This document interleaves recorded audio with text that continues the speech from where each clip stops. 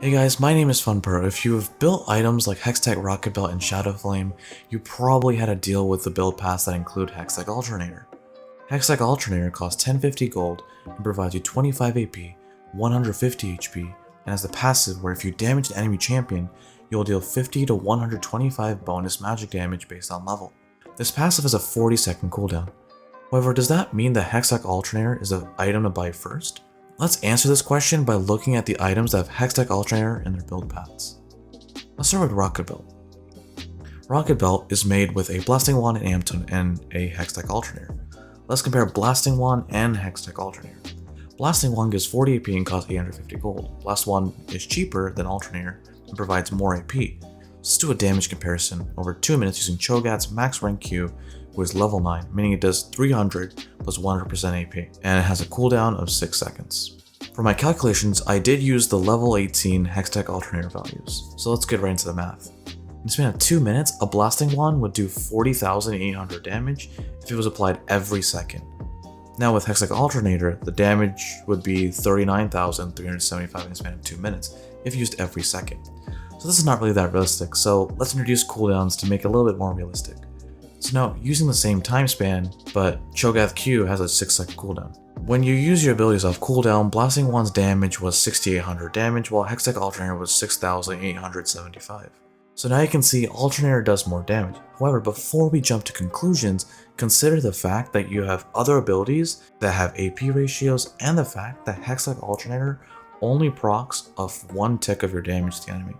So Blasting Wand in the end will do more damage when we consider other abilities and all the other factors. Hextech Alternator only does more damage in his solo ability comparison, but the 40-second cooldown on its passive makes it so that Blasting Wand would do more damage overall.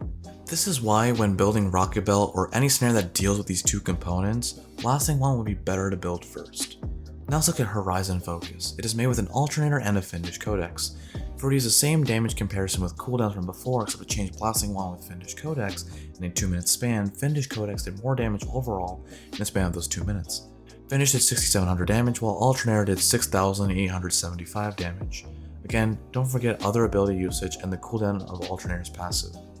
If we were to just think about it in game, considering how often you use abilities, buying Fiendish Codex first would do more damage overall, also considering the fact of the ability haste on Fiendish.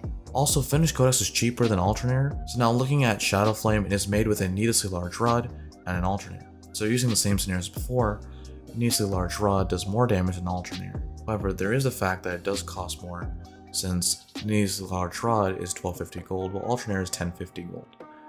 Also, thing to note is that Hextech Alternator has components which are Amtone and Ruby Crystal.